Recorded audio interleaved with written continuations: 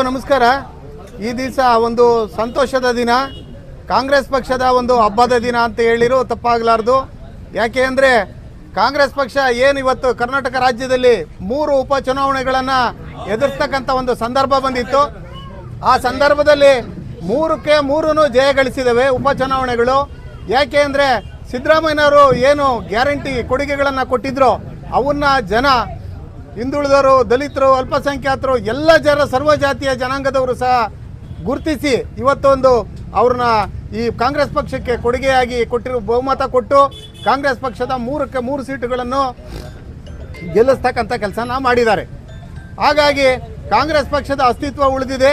ಸಿದ್ದರಾಮಯ್ಯನವ್ರನ್ನ ಏನು ಟೀಕೆ ಮಾಡಿರೋ, ಏನು ವಿರೋಧಿಸ್ತಾ ಇದ್ರು, ಅದರ ಪ್ರತಿಫಲ, ಅದರ ಒಂದು ರಿಸಲ್ಟ್ ಇದು ಅಂತ ಹೇಳಿರೋ ತಪ್ಪಾಗಲಾರ್ದು. ಅದೇ ರೀತಿ ಜಮೀರಣ್ಣವರು ಹಾಗೂ ಡಿ ಕೆ ಶಿವಕುಮಾರ್ ಅವರು ಸಿದ್ದರಾಮಯ್ಯನವರ ಒಂದು ಜೋಡಿ ಕರ್ನಾಟಕದಲ್ಲಿ ಸಕ್ಸಸ್ ಆಗಿದೆ, ಸಾಧನೆಗೈದಿದೆ. ಈ 3 ಚುನಾವಣೆಗಳು ಜನ ಕೊಟ್ಟಿರ್ತಕ್ಕಂಥ ತೀರ್ಪು. ಅದಕ್ಕೆ ನಾವು ಸಂಡೂರು ಮತ್ತು ಚನ್ನಪಟ್ಟಣ ಹಾಗೂ ಶಿಗ್ಗಾಂವ್ ಈ 3 ಕ್ಷೇತ್ರದ ಮತದಾರ ಬಂಧುಗಳಿಗೆ ಶಿರಾ ತಾಲೂಕಿನ ವತಿಯಿಂದ ನಾವು ಧನ್ಯವಾದಗಳನ್ನು ಹೇಳೋದಕ್ಕೆ ಈ ದಿವಸ ನಮ್ಮ ಕಾಂಗ್ರೆಸ್ ಪಕ್ಷದ ಎಲ್ಲ ಮುಖಂಡರು ಸೇರಿದ್ದಾರೆ.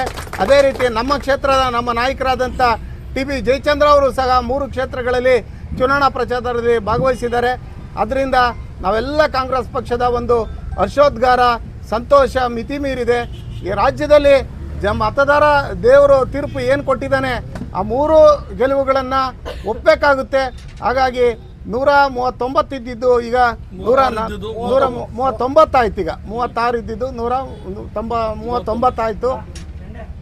ಕಾಂಗ್ರೆಸ್ ಪಕ್ಷ ಕರ್ನಾಟಕದಲ್ಲಿ ನಿಚ್ಚಳ ಬಹುಮತವನ್ನು ಸಾಧಿಸಿದೆ ಅಂತಕ್ಕಂಥದ್ದು ಕೇಳೋದಕ್ಕೆ ನಾನು ಸಂತೋಷದಿಂದ ಹೇಳೋದಕ್ಕೆ ಇಚ್ಛೆ ಪಡ್ತೀನಿ.